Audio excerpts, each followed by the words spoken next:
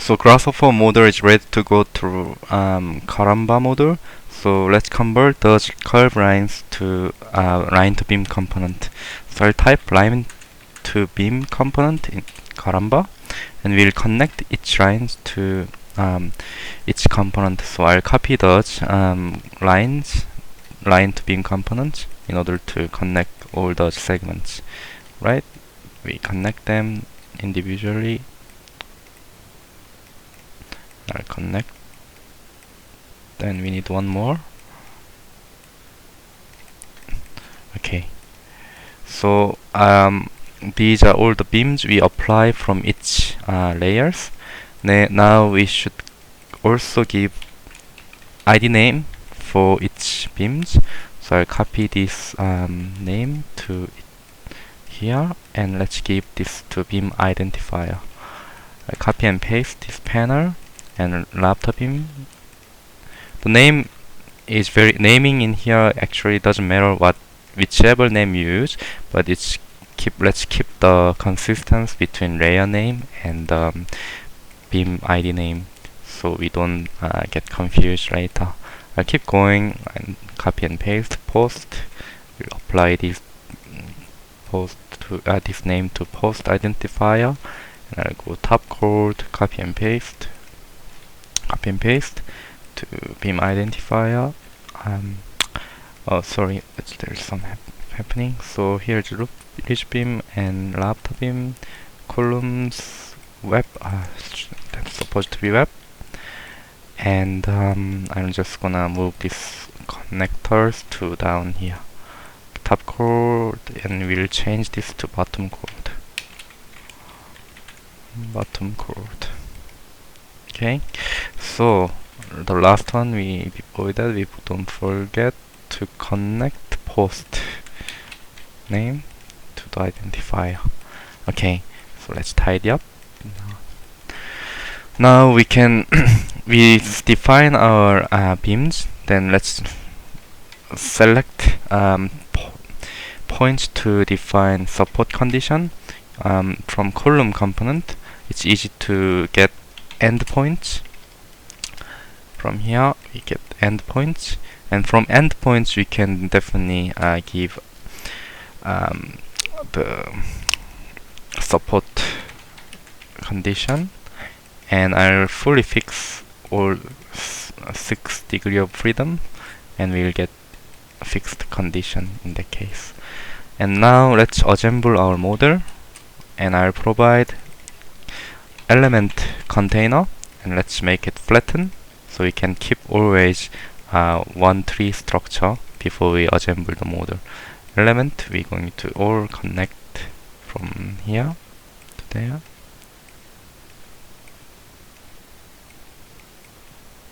There we go. And let's connect this output to element input.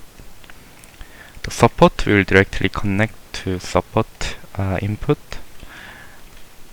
Now we should provide gravity load for the load case. So I'll type load and gravity.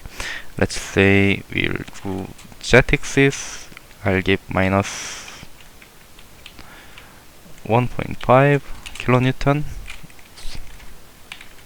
Minus 1.5 kilonewton for gravity load. Okay. I'll also give load case, in this case, to 0. So we can keep this load case to 0. And I'll provide this load to load here directly. And I'm going to also give mesh load to this structure. Let's say we have wind load from somewhere in this direction. So what I'll do, we'll type origin YZ plane, that we can put our mesh in this YZ, and I'll type rectangle component in Grasshopper, where we will connect our rectangle to this YZ plane, so that we can create mesh here. Let's create domain construct domain, and I'll give here expression that start with start with minus x.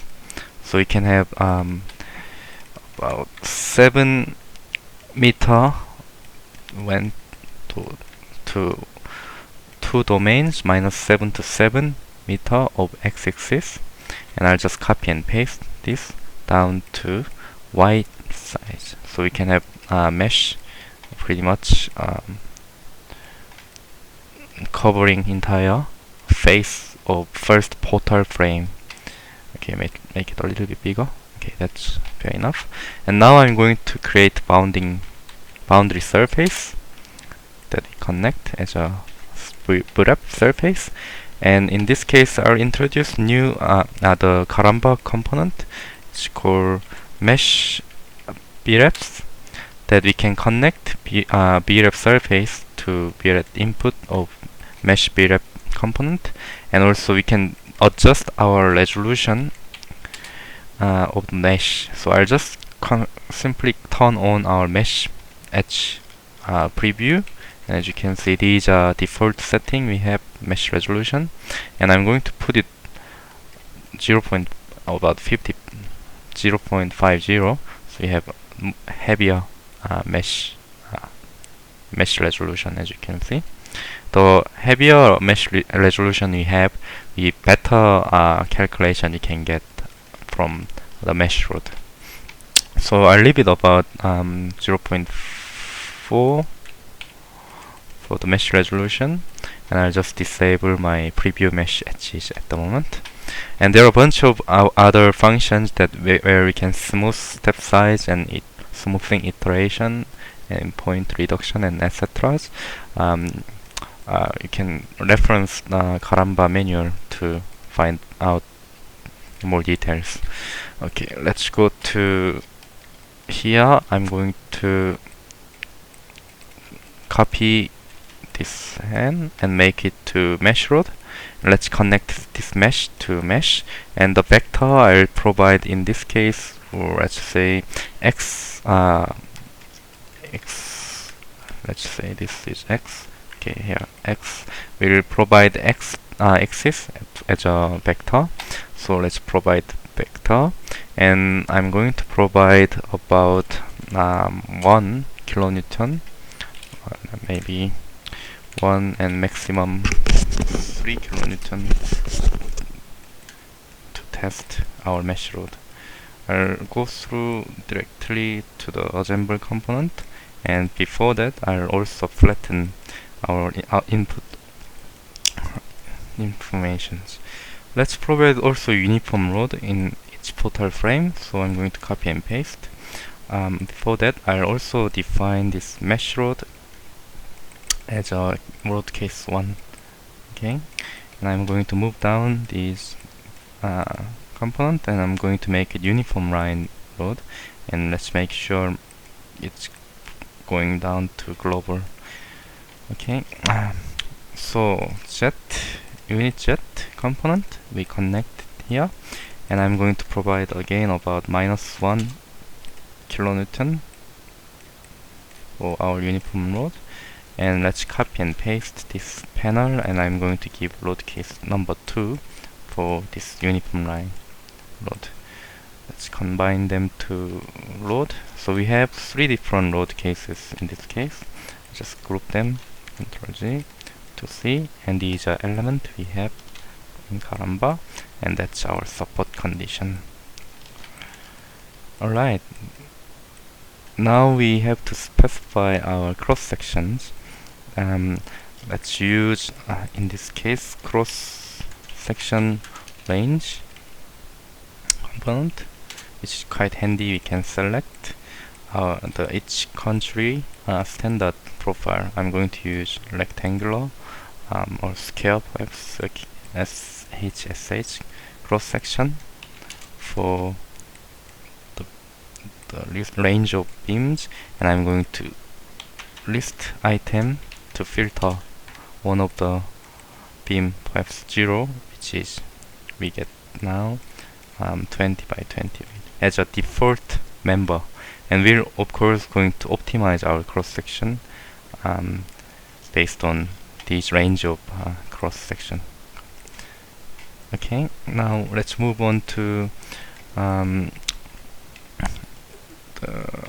cross section here, which is done. Now let's move on to cross section optimization. Optimize cross section component, and we'll connect our model from here, and we'll provide this range now to cross section optimization component. And in this case, I'll provide ULS iteration number about 5 times. And let's see, double click on analyze component, analyze, and we'll see our calculated model to analyze model. And also in analyze, after you optimize your cross section, we can find out the total mass in kilogram. So at the moment the structure is 1468 kilograms, quite 1 ton, more than 1 ton. And here we can also get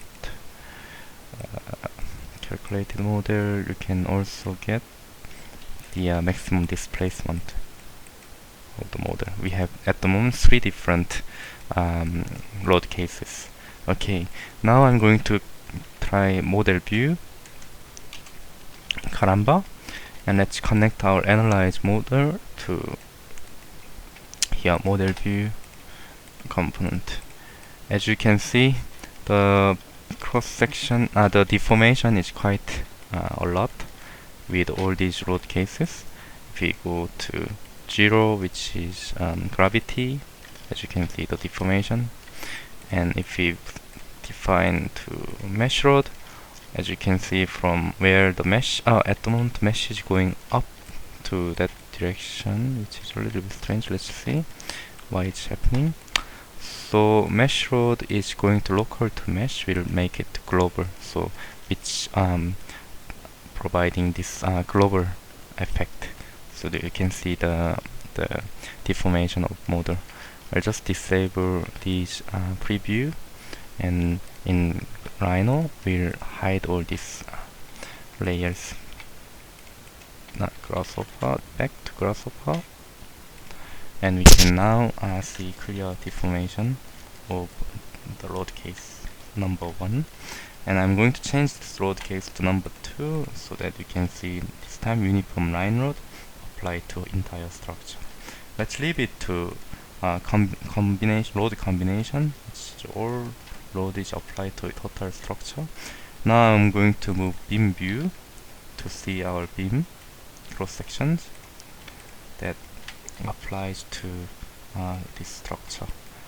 Disable this deformation, and I'm going to see that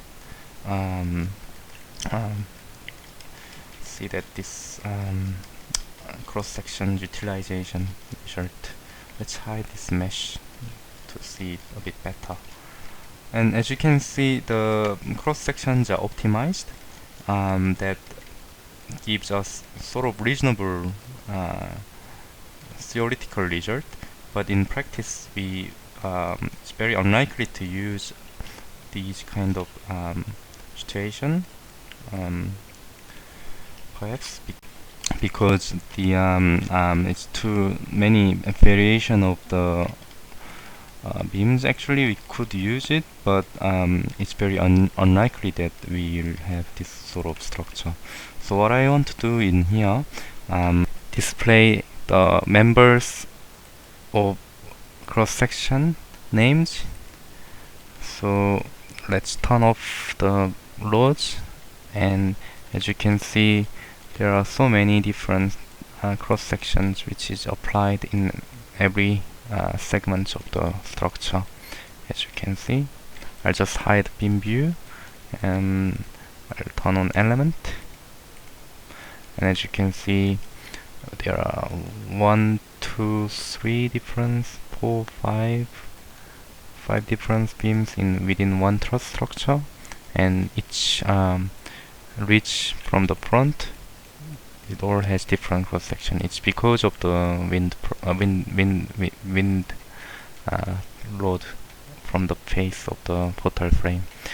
Now let's unify these cross sections to match with each element. In order to do that, we'll copy all these names, ID name, and we'll unify these names to the cross-section optimization component. So let's organize a little bit and tidy up. Now I'll connect these name of IDs to group identify components. So these members will take the same cross-section from the optimization process, and in the best cross-section will apply to these name of members in Karamba. So now if I turn on my cross-section names in this case, and let's compare with previous example elements, and as you can see, the same element for the columns we applied, and also for each ridge beams now we have unified SH 110 cross sections which applied, and as you can see here we have different cross sections. All the same cross sections applied to same name elements. So web we will have always 25 by 33 SH, or for the post we will have 30 by 3 for every post we will have. Okay, which is quite good. Now I'm going to turn off name